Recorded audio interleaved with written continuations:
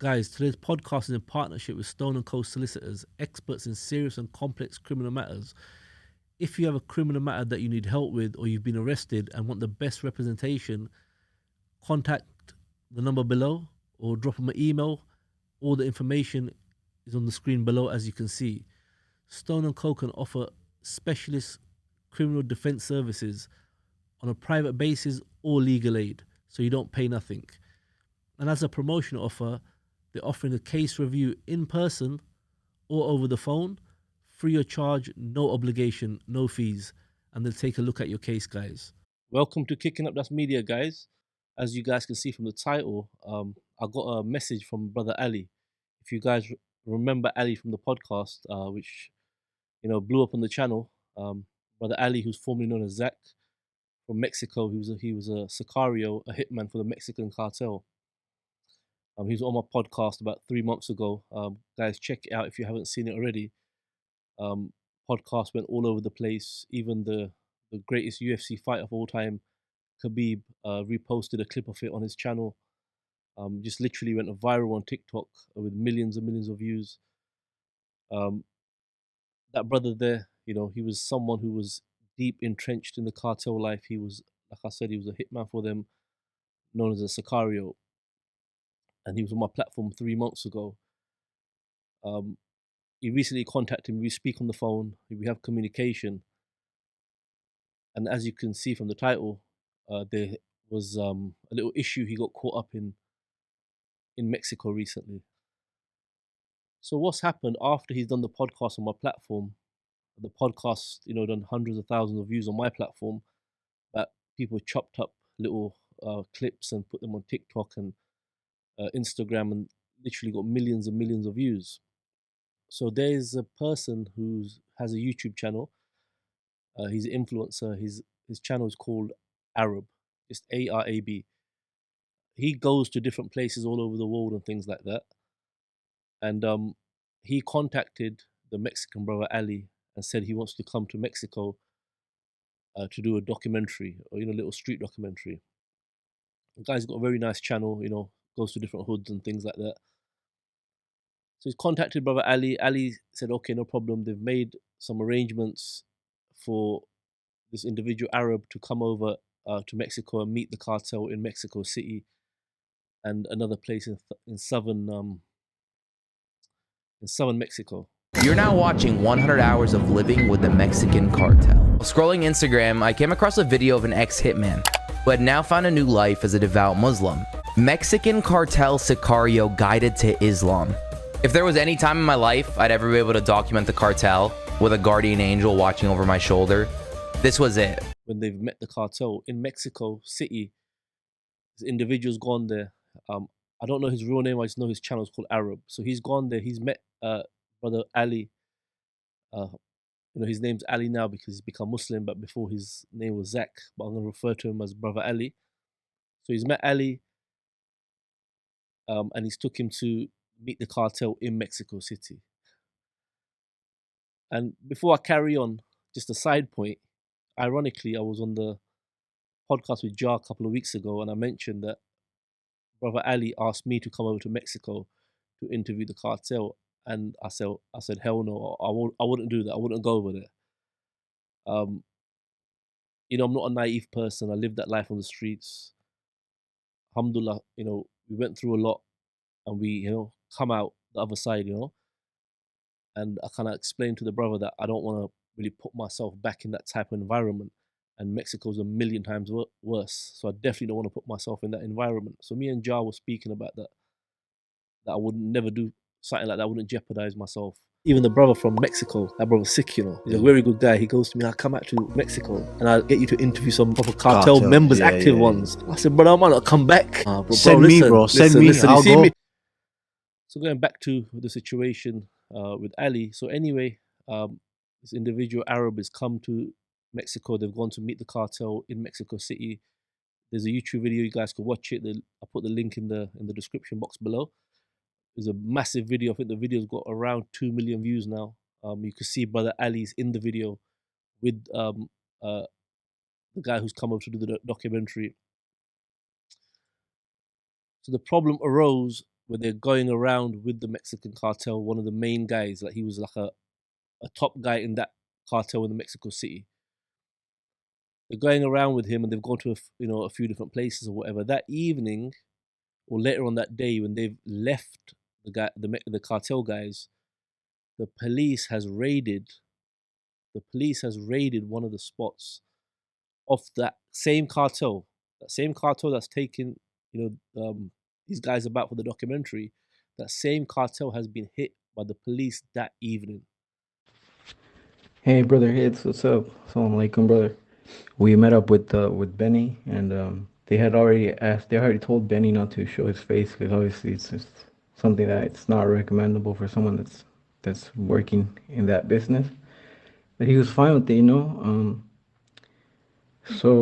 Arab obviously he was wanting to go see the under like where they sell their merchandise, where they have their weapons and all that. It came time to meet up again with Benny. Um, the person that was gonna take us with Benny, he came back and he told us, you know what, there was a problem. His spots got raided. While this documentary is going on, like these guys are going back to the hotel, and the raids happened. Obviously, all chaos has broken loose.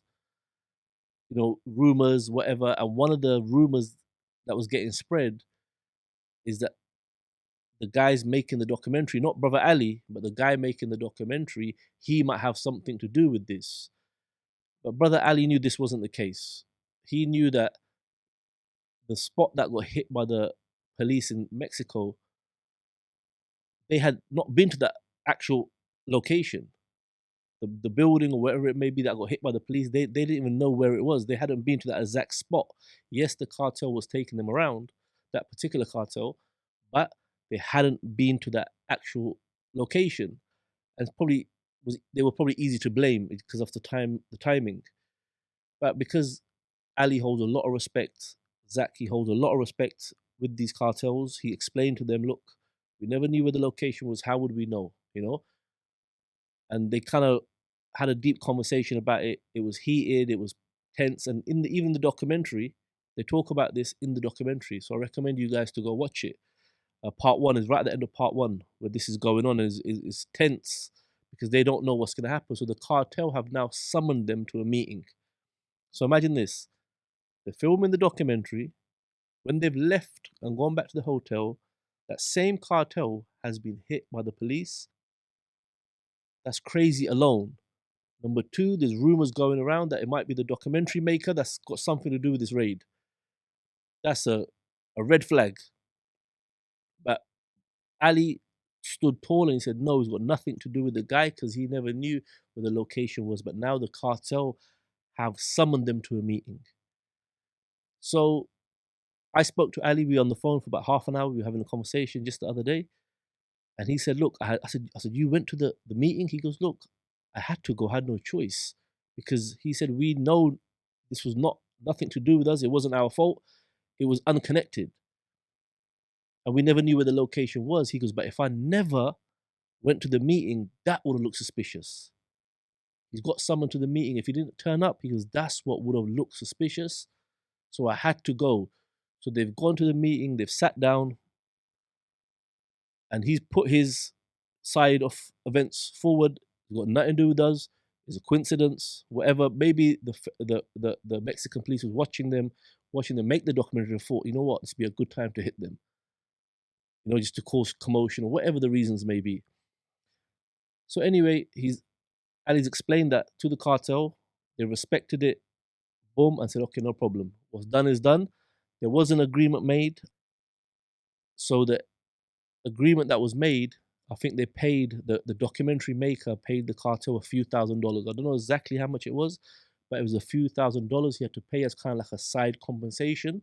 Followed and that we were being watched, So I guess Benny's dad, the main person that was in charge of there, he found out that we were with Benny in the morning, and he thought that we had gone to the points. So because he thought that we had gone to the points, we were gonna be people of interest for him. And thankfully we didn't, And that understood that if we would have gone to those points, no matter what, if it was us or if it wasn't us, we would have been dead straight away. There wasn't going to be any questions asked, you know.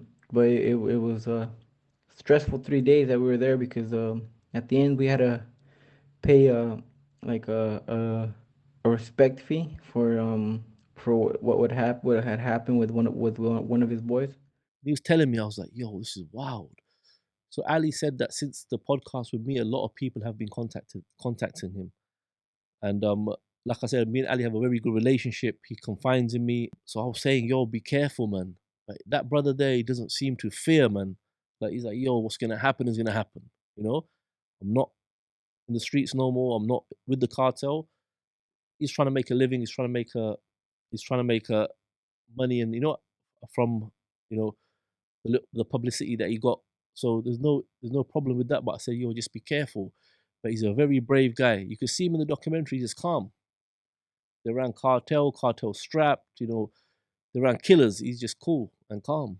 You know, like I said, he said it himself in the podcast, the Lad Bible. He said he's got over 70 bodies on him. How many people do you think you've killed overall? I've been in the game for a long time. More than 70 probably. So he's been around killers, so he's comfortable in that environment. But I always tell him, you'll be safe, you know. Understand you got to make a living or whatever, but just make sure you protect yourself at all times. If you understand what I mean. But yeah, it was a crazy conversation we had. And I was like, yo, look at that. That was not even in his control. Everything that happened was outside his control, and he could have got clapped for that. That so many bodies get dropped in Mexico, that would be just another body getting dropped. And when he went to that meeting, when he got summoned, they could have killed him. Bam, done. But you know what? He said, I had to go. I had no choice. If I never went and I avoided it or ran, it would definitely look suspicious. So because he actually turned up, I think the cartel, they respected that. So that's what I wanted to bring to you guys today. It was a crazy conversation on the phone. And like I said, I was personally worried about him and told him, yo, chill out, relax. But he knows what he's doing. You know, he's a big man, well respected and whatever. A very deep story. Lad Bible, we went on there, got like 1.5 million views. So his story is very, very unique. And it gives us a kind of a door into the other side. That side, the Mexican side. You know, that interview with Ali, it kind of opened the door for us in the UK here to how things run over, you know, in the cartel in Mexico. Don't get me wrong, it's become famous to know about the cartel from programs like Narcos. But this was, I won't say it was the first time, but it's only been a very small amount of times where someone from the UK has actually interviewed someone from the cartel that linked up in the cartel and that recent. Because remember, he only left a few years ago. He hasn't left like 10, 20 years ago. He's just left a couple years ago. And it's not like he was someone associated with the cartel from America. He was in Mexico, living in Mexico, rolling with the cartel, protecting them, doing the dirty work for them. So it was an open book about how it actually goes down in Mexico. A lot of the Mexican cartel stories I've heard is from Mexicans from America because they have an association with the cartel, some of them. But this was from actually within the cartel. And his English is good, it's perfect, because like I said, he spent, you know, the first period of his life in America, and then moved back to Mexico. So his English is good, because remember, in Mexico, they speak Spanish. So you're not going to get a lot of cartel guys speaking English that well and could explain it that well. So that's why that interview was so legendary. That was one serious interview. And as I said, the reason why that was a serious interview is because a lot of the people within the cartel don't speak English, number one, and his English is very good.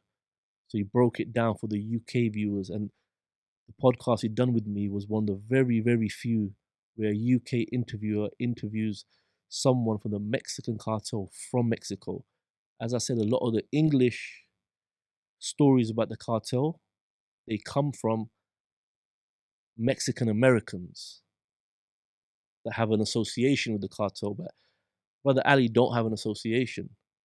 He was in the Mexican cartel. He was a sicario, a hitman, getting contracted to go to different parts of the country to do dirt for different cartels. And it was a very deep story, guys. So I thought I'd bring that to you because I'm sure you guys would want to know that. It was a very heavy conversation we were having on the phone. And obviously, I can't say everything on camera. But I hope that brother stays safe, and I hope to see him again. Peace. Guys, today's podcast is in partnership with Stone & Co Solicitors, experts in serious and complex criminal matters. If you have a criminal matter that you need help with, or you've been arrested and want the best representation, contact the number below or drop them an email. All the information is on the screen below, as you can see. Stone & Co can offer specialist criminal defense services on a private basis or legal aid, so you don't pay nothing. And as a promotional offer, they're offering a case review in person or over the phone, free of charge, no obligation, no fees, and they'll take a look at your case, guys.